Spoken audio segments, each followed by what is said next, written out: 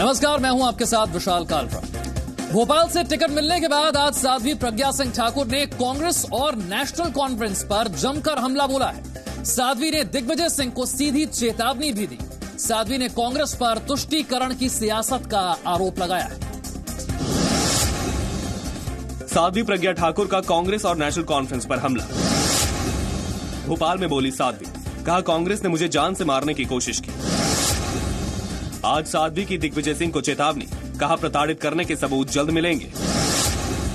उमर अब्दुल्ला का आरोप, साध्वी को टिकट देना बीजेपी का मजहबी कार्ड। उमर ने कहा जिनकी जेल में सेहत ठीक नहीं थी वो अब चुनाव लड़ रही हैं।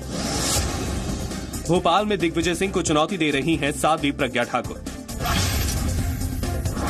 साध्वी प्रज्ञा ठाकुर ने कांग्रेस पर जान से मारने की कोशिश का आरोप लगाया है। साध्वी ने आरोप लगाया कि उन्हें फंसाने के लिए कांग्रेस ने हिंदू आतंकवाद की साजिश रची। साध्वी ने दिग्विजय सिंह पर प्रताड़ित करने और उनके खिलाफ सबूत देने का दावा किया। वहीं उमर अब्दुल्ला ने साध्वी को टिकट दिए जाने पर बीजेपी पर मजहबी कार्ड खेलने का आरोप लगाया।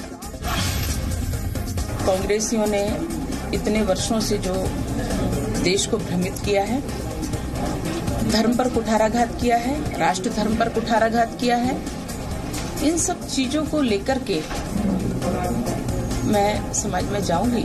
और मेरी तैयारी इसलिए भी है कि मैं सिर्फ और सिर्फ सबके मनों को जान करके और अपनी बात कहूंगी। मंदिर मस्जिद पे तो उनको वोट मिलेंगे नहीं, तो उन्होंने एक ऐसे शख्स को भोपाल से मैंडेट दिया है जिन्होंने सिर्फ आतंकवाद के केस में एक आरोपी हैं, बल्कि उसके साथ साथ बेल पे हैं। और बेल भी उनको इस बहाने दिया गया कि उनकी सेहत ठीक नहीं है।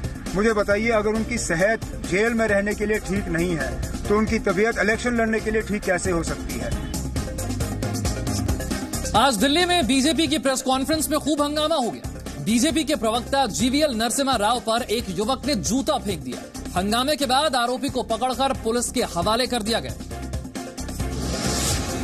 बीजेपी सांसद और प्रवक्ता जीवीएल नरसिम्हा राव पर जूता फेंका गया।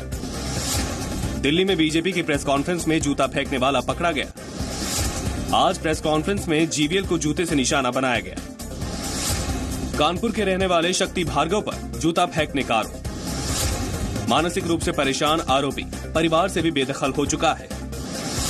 प्रेस कॉन्फ्रेंस के दौरान जीवीएल नरसिम्हा राव से जूता थोड़ी दूर गिरा। आज बीजेपी की प्रेस कॉन्फ्रेंस के दौरान जीवीएल नरसिम्हा राव पर जूता फेंका गया। हालांकि गनीमत ये रही कि जूता जीवीएल को नहीं लगा, जूता उनके पास से गुजर गया।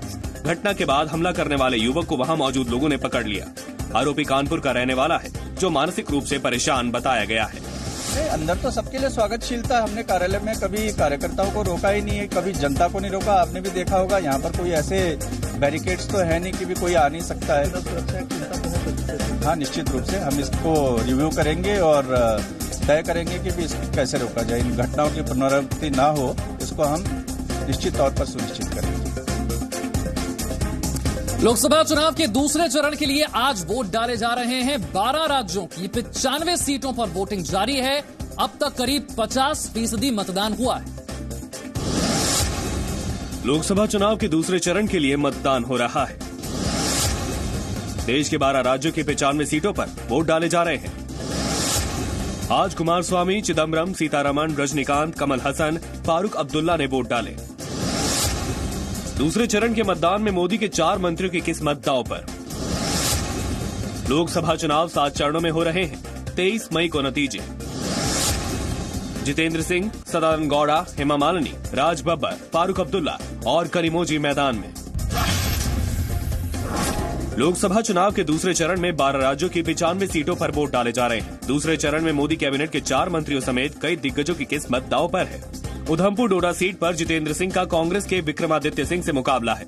उत्तर बेंगलुरु सीट पर केंद्रीय मंत्री सदानंद गौड़ा के सामने राज्य के ग्रामीण विकास मंत्री कृष्णा बैरागौड़ा खड़े हैं। मथुरा में हेमा मालिनी का मुकाबला आरएलडी के नरेंद्र सिंह से है। वहीं फतेहपुर सीकरी में राज बब्बर की बीजेपी के राजकुमार चाहर से टक्कर है। श्रीनगर में फारूक अब्दुल्ला को बीजेपी के खालिद जहांगीर चुनौती दे रहे हैं। वहीं तमिलनाडु की तूतीकोरिन में डीएमके की करीमोजी के सामने बीजेपी के प्रदेशाध्यक्ष तमिल ईसाई मैदान में है। असम के सिलचर में कांग्रेस उम्मीदवार सुष्मिता देव को बीजेपी के राजदीप रॉय से कड़ी टक्कर मिल रही है। दूसरे चरण के मतदान में वोटिंग के अलग अलग रंग देखने को मिले। दिग्गजों में रजनीकांत, कमल हसन, पूर्व CM H D Deve Gowda, Kumaraswamy, Chidambaram, रक्षा मंत्री निर्मला सीतारमण, फारूक अब्दुल्ला, अश्वनी कुमार, राज बब्बर, सुष्मिता देव समेत कई नेताओं ने मतदान किया। बड़े बुजुर्गों ने भी वोटिंग में बढ़ चढ़कर हिस्सा लिया।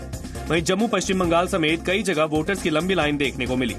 कई युवाओं ने मतदान के बाद सेल्फी लेकर लोकतंत्र का पर्व मनाया। पोलिंग बूथ पर वोटर्स का बैंड बाजे से स्वागत किया गया। कई जगह कलरफुल पोलिंग बूथ बनाए गए। देखिए, सपा बसपा जो है एक दूसरे के साथ लड़ाई करते थे, नाव सब मिल के कर रहे हैं क्योंकि मोदी जी इतना उनका हैसियत बड़ा है, इतना काम इतना अच्छा किया है। हैसियत बड़ा होने के रहने दीजिए, काम इतना किया है, उससे लोग इतने प्रभावित है, तो इससे थोड़ा घबरा के सब लोग एक दूसरे के साथ मिल गए हैं। दुश्मन होने के बावजूद सब एक साथ मिलकर मोदी जी को हटाने की कोशिश में है। ये मुकाबले जो भी होते हैं आज से पहले होते हैं। अब तो जिसकी उंगली उसने फैसला करना है, तो फैसला करने वाला जो तय करेगा कि मुकाबला किसका किसके साथ में। कांग्रेस पार्टी बीजेपी की सरकार को हटाने के बाद में तमाम वो पार्टियां जो बीजेपी को हरानी चाहती हैं, जो जिसमें कांग्रेस पार्टी एक अग्रिम पार्टी है, सब मिलकर जो है दिल्ली में सरकार बनाएंगे। अब अवाम तक अवाम क्या फैसला करती है वो मई में पता लग जाएगा। हमने अपनी तरफ से कोशिश की कि लोगों को बताएं कि हमारा मकसद क्या है, क्यों इलेक्शन लड़ रहे हैं। Only difference this time is that people are far more aware of the situation that exists in our nation and are really afraid of what is happening. Country's problem is the main issue. Dynastic politics, because of dynastic politics only, this country developed in several states because of regional politics. We are not bothered about. आज दूसरे चरण की voting में कई जगह पर हिंसा और हुड़दंग भी हुआ। पश्चिम बंगाल में टीएमसी पर वोट देने से रोकने का आरोप लगा। वहीं बुलंदशहर में बीजेपी उम्मीदवार पर नजरबंद कर कार्रवाई की गई। लोकसभा चुनाव के दूसरे चरण में वोटिंग के दौरान कई जगह हिंसा। पश्चिम बंगाल के रायगंज में महिला मतदाताओं को वोट देने से रोका गया। आज पुरुलिया में बीजेपी कार्यकर्ता का शव मिला। कंवर सिंह तंवर का बुर्के की आड़ में फर्जी वोटिंग का आरोप। टीएमसी कार्यकर्ताओं ने महिला वोटर्स पर हमला किया। सीपीएम उम्मीदवार की कार पर हमला, टीएमसी पर आरोप लगाया। पश्चिम बंगाल के रायगंज में बीजेपी ने टीएमसी कार्यकर्ताओं पर महिलाओं से मारपीट और वोट देने से रोकने का आरोप लगाया। हंगामे के बाद हाईवे जाम करने की कोशिश की गई, लेकिन पुलिस ने हालात पर काबू पा लिया। रायगंज से सीपीएम उम्मीदवार मोहम्मद सलीम की कार पर भी हमला किया गया। सलीम ने टीएमसी पर हमले का आरोप लगाया। वहीं अमरोहा से बीजेपी प्रत्याशी कंवर सिंह तंवर ने बुर्के की आड़ में फर्जी मतदान का आरोप लगाया। बीएसपी ने ये कहकर आरोप खारिज किया कि कंवर सिंह हार से डर गए हैं। 9 गांव के अंदर फर्जी वोटिंग हो रही है, 9 गांव, और वहाँ 4-5 बूथ है। वहाँ लेडीज जो है उन्होंने गड़बड़ करी है। वो बुर्का के अंदर आती है तो चेक करते नहीं, गलत आईडी ले लेकर उन्होंने वोट डाली है। अब वो किसी बूथ पे बीजेपी वालों ने अपने वर्कर को बुर्का पहना के भेज दिया तो ड्रामा करते रहे, लेकिन जनता उसमें नहीं आने वाली। मतदान के दौरान सिलचर, बुलंदशहर और महाराष्ट्र के कई हिस्सों से ईवीएम खराब होने की भी शिकायत मिली, जबकि ओडिशा में वोटिंग के दौरान बूथ पर एक युवक की मौत हो गई। समाजवादी पार्टी के अध्यक्ष अखिलेश यादव ने आज आजमगढ़ से नामांकन दाखिल कर दिया। नामांकन के बाद अखिलेश ने बीजेपी पर तीखा हमला भी किया। समाजवादी पार्टी के अध्यक्ष अखिलेश यादव ने नामांकन दाखिल किया। आजमगढ़ लोकसभा सीट से अखिलेश ने नामांकन पत्र भरा। आज अखिलेश यादव ने रोड शो कर अपनी ताकत दिखाई। आजमगढ़ में अखिलेश यादव का भोजपुरी एक्टर निरुवा से मुकाबला है। यूपी के आजमगढ़ में छठे चरण में मतदान होगा। अखिलेश यादव ने कहा, बीजेपी को 7 साल का हिसाब देना होगा। आज आजमगढ़ में अखिलेश यादव ने नामांकन से पहले रोड शो कर शक्ति प्रदर्शन किया। अखिलेश के रोड शो में भारी संख्या में कार्यकर्ता शामिल हुए। रोड शो के बाद अखिलेश ने नामांकन पत्र दाखिल कर जीत की हुंकार भरी। अखिलेश ने बीजेपी पर निशाना साधते हुए कहा, जनता हिसाब मांग रही है। बीजेपी को कम से कम बताना पड़ेगा कि उन्होंने दिल्ली और उत्तर प्रदेश की सरकार से क्या काम कराए हैं। तो हिसाब किताब 5 साल का नहीं, 7 साल का हिसाब किताब क्या है वो भारतीय जनता पार्टी को देना होगा। केंद्रीय मंत्री मेनका गांधी ने आज सुल्तानपुर से अपना पर्चा भरा, तो वहीं लखनऊ में शत्रुघ्न सिन्हा की पत्नी पूनम सिन्हा ने नामांकन भर के राजनाथ सिंह के खिलाफ दावेदारी ठोकी।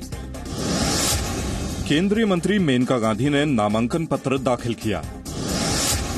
सुल्तानपुर लोकसभा सीट से मेनका गांधी ने नामांकन पत्र भरा। आज मेनका गांधी ने नामांकन से पहले रोड शो और पूजा अर्चना की। समाजवादी पार्टी के टिकट पर पूनम सिन्हा ने लखनऊ से नामांकन पत्र भरा। लखनऊ में राजनाथ सिंह के खिलाफ चुनाव लड़ रही हैं पूनम सिन्हा। पूनम सिन्हा के रोड शो में शत्रुघ्न सिन्हा और डिंपल यादव शामिल हुए। आज केंद्रीय मंत्री मेनका गांधी ने सुल्तानपुर और पूनम सिन्हा ने लखनऊ से नामांकन दाखिल किया। मेनका ने नामांकन से पहले पूजा अर्चना की। सुल्तानपुर में मेनका गांधी ने रोड शो भी किया। मेनका के रोड शो में बड़ी संख्या में कार्यकर्ता शामिल हुए। वहीं समाजवादी पार्टी में शामिल हुई पूनम सिन्हा ने लखनऊ में रोड शो किया। पूनम के साथ उनके पति शत्रुघ्न सिन्हा और डिंपल यादव भी मौजूद रही। पूनम ने लखनऊ से नामांकन दाखिल करके राजनाथ सिंह के खिलाफ चुनावी ताल ठोकी। ये तो सुल्तानपुर की जनता है, लेकिन हम कोशिश करेंगे कि हर एक से हम लोग बात करके हम उनका वोट मांगे। ये हमारा काम है। जितना वो देंगे वो तो उनके ऊपर है। योगी आदित्यनाथ के दलित प्रेम को मायावती ने ड्रामा बताया। मायावती ने चुनाव आयोग पर भी पक्षपात का आरोप लगाया है। मायावती ने मुख्यमंत्री योगी के दलित के घर खाने को ड्रामा बताया। मायावती ने ट्वीट कर चुनाव आयोग की निष्पक्षता पर सवाल उठाए। आज मायावती ने पूछा, योगी आदित्यनाथ पर मेहरबान क्यों है चुनाव आयोग? श्रीकांत शर्मा ने कहा, मायावती हार रही हैं, इसीलिए ऐसे बयान दे रही हैं। अयोध्या में सीएम योगी के दलित के घर खाना खाने को लेकर विवाद। सीएम योगी के मीडिया सलाहकार मृत्युंजय कुमार ने पूछा, व्यक्तिगत न्यौते पर भोज करना चुनाव आयोग के आदेश का उल्लंघन कैसे है?